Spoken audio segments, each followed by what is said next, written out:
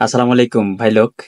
আজকে আমি ইলিগেল মাইগ্রেশনের কিছু কথা বলবো, যারা কম সময়ে ইউরোপ আমেরিকায় অবৈধভাবে ঢুকতে গিয়ে জীবন দিয়ে দিচ্ছেন। তো সেই বিষয়ে আমি কথা বলবো আজকে। মূলত পুরো ভিডিও জুড়ে আমি বলবো Tarzan visa, donkey visa, game visa, illegal migration এই সম্পর্কে আমি কথা বলবো। প্রথমত, বাংলাদেশিরা বেশিরভাগ ক্ষেত্রে উদ্বুদ্ধ প্রলুব্ধ হয়ে যায় শর্টকাটে যেতে গিয়ে, করতে গিয়ে কিন্তু বিপদে বিপদে পড়ে যাচ্ছে। কিন্তু এই পথে পা বাড়িয়ে অনেক লোক মারা গিয়েছে। যেমন আপনার কানাডা মেক্সিকো বর্ডার দিয়ে অনেকে আমেরিকাতে ঢোকে।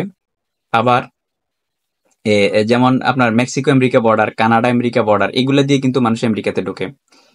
তুর্কি হয়ে যারা আরব দেশগুলোতে থাকে, আরব দেশগুলো থেকে আপনার তুর্কি বর্ডার দিয়ে পায়ে হেঁটে তুর্কি বর্ডার দিয়ে অনেকেই গ্রিসে, বুলগেরিয়া ঢুকে। এখানে কিন্তু অনেক লোকের জীবন নাশ হয়ে যায়। তারপরে বাংলাদেশি লোকজন আপনার দুবাই হয়ে আফ্রিকার বিভিন্ন দেশ হয়ে লিবিয়াতে যায়। লিবিয়াতে গিয়ে ভূমধ্য সাগর পাড়ি দিতে গিয়ে অনেকেই কিন্তু ভূমধ্য সাগর হয়ে ইতালি যাওয়ার পথে অনেকেই মারা যায়।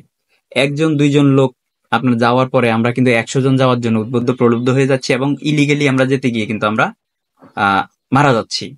যেমন আমরা লাশ হয়ে যাচ্ছি কিভাবে, আরো কিছু রোড আছে, যেমন রাশিয়া, বেলারুশ, বাংলাদেশ থেকে রাশিয়া বা রাশিয়া হয়ে বেলারুশ, বেলারুশ থেকে পোল্যান্ড অথবা লিথুনিয়া ঢুকতে গিয়ে কিন্তু অনেকে লাশ হয়ে যাচ্ছে।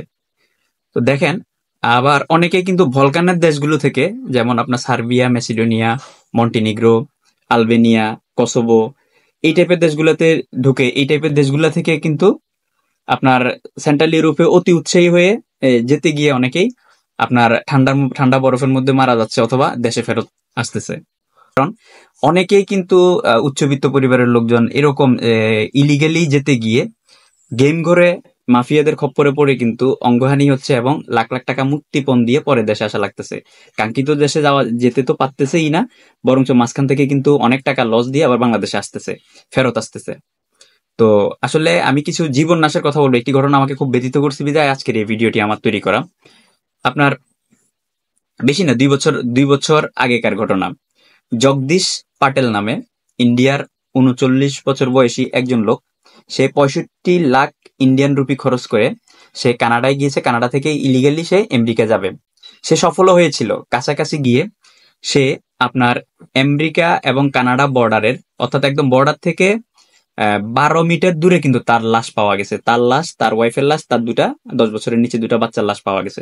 তারা কিন্তু 65 লাখ টাকা খরচ করে, অর্থাৎ 65 লাখ ইন্ডিয়ান রুপি খরচ করে, তাদের লাইফ টাইমিং সেভিং, তাদের জায়গা জমিন সব বিক্রি করে তারা এই ইলিগাল পথে পা বাড়িয়েছে। তাদেরকে যারা নিয়ে গেছে তারা কিন্তু দেখা গেছে যে টরন্টো থেকে বর্ডার এরিয়ার কাছাকাছি তাদেরকে নামিয়ে দিয়েছে। বাকি পথটা তারা পায়ে হেঁটে যাবে। পায়ে হেঁটে যাইতে গিয়ে তারা -35 ডিগ্রিতে তারা বরফের মধ্যে কিন্তু জমে গেছে। তাদের কাছে ওই প্ল্যানিংটা ছিল না। 2টা বাচ্চা সহ হাজবেন্ড এবং ওয়াইফ মারা গেছে। তো দেখেন ভাই, এত উন্নত ভবিষ্যতের জন্য, আপনারা উন্নত ভবিষ্যতের জন্য কিন্তু তারা যাইতে গিয়ে, উন্নত ভবিষ্যৎ পাইতে গিয়ে অর্থ খোয়াইলো, জীবন খোয়াইলো, জীবন নাশ হয়ে গেল। এরকম দুইটা একটা ঘটনা ঘটে, এবং এরা কিন্তু আমেরিকান বর্ডারের কাছাকাছি পর্যন্ত চলে গেছিল। মাত্র 12 মিটার মানে বোঝেন, 12 মিটার মানে হচ্ছে আপনার মোটামুটি 30-32 হাত দূরে কিন্তু আমেরিকান বর্ডার। ওখান পর্যন্ত গিয়ে আর যেতে পারতেছিল না, ঠান্ডায় জমে গেছে, মারা গেছে। কারণ তাদের কাছে প্ল্যান VCD ছিল না। তারা মনে করছে যে অন্যান্য লোক আমেরিকাতে এভাবে ঢুকে গেছে, আমরাও যাব। কিন্তু অধিক ঠান্ডার মধ্যে যে তাদের জীবন নাশ হইতে পারে, তারা ওই ধরনের প্ল্যানিং না থাকার কারণে তারা কিন্তু মারা গিয়েছে। তো আসলে ইলিগাল মাইগ্রেশনটা অনেক সময় ট্রাকে করে হয়, অনেক সময় পায়ে হেঁটে হয় কিছু পথ, অনেক সময় কারে করে হয়, তো অনেক সময় বোটে করে হয়। আপনার তো এই জিনিসগুলা আসলে অনেকেই চলে যাওয়ার পরে যারা চলে গেছে তাদের কাছ থেকে আপনারা যদি জানেন, দেখবেন যে তারা বলে যে আমরা এই পথে চলে আসছি, অন্য কেউ যেন না আসে। আসলে জীবন, আপনার টাকা কামাইতে গিয়ে উন্নত ভবিষ্যতের জন্য আপনার যদি জীবনই না থাকে, তাহলে এই রাস্তায় আপনি যাবেন কেন?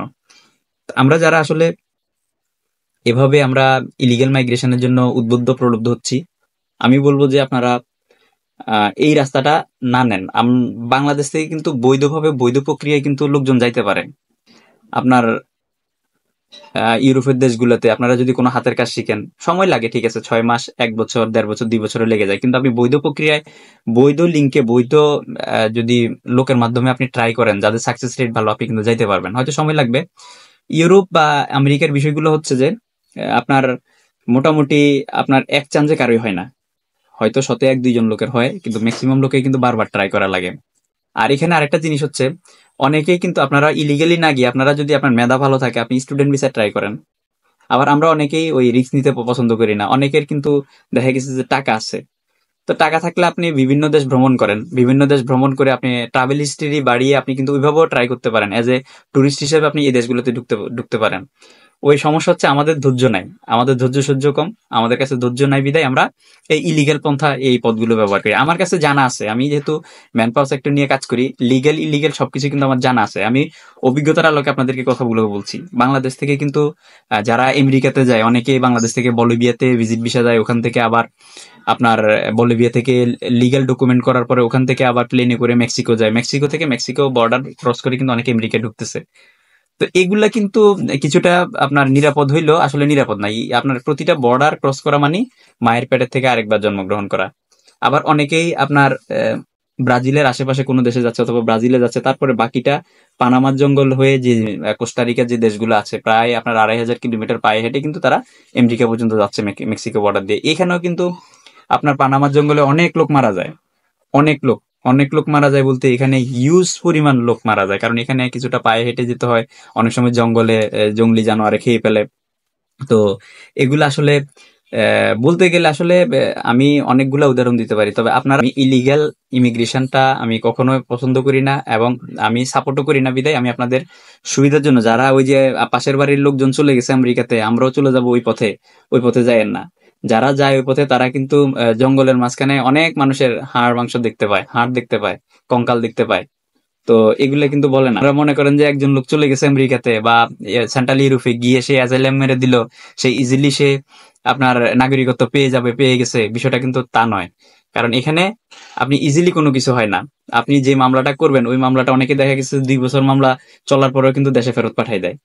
তো আপনি লাখ লাখ টাকা খরচ করে, আপনার 35 লাখ, 40 লাখ, 50 লাখ, 60 লাখ টাকা খরচ করে গিয়ে আপনার নিশ্চয়তা নাই কিন্তু আপনি আবার চলে আসতে পারেন, ফেরত আসতে পারেন। তো এই জিনিসগুলো মাথায় রেখে লিগেল মাইগ্রেশনের দিকে যাওয়ার চেষ্টা করেন, সেটা কাজের ভিসা হোক আর নিজেকে একজন বৈধ আপনার ট্রাভেলার হিসেবে এম্বাসি গুলাতে প্রুভ করে হোক, ওইভাবে যায়েন। কারণ Tarzan visa, donkey process, game process, illegal migration এগুলা কোনোভাবেই কাম্য নয়, এগুলা করা উচিত না। কারণ আপনার ভাই জীবন হচ্ছে সবার আগে, জীবিকা জীবিকা পরে, জীবনটা আগে। তো আপনার জীবন বাঁচাইতে গিয়ে, আপনার জীবিকা অর্জনের জন্য, উন্নত ভবিষ্যতের জন্য গিয়ে যদি জীবনটাই না থাকে, তাহলে ফায়দা কি?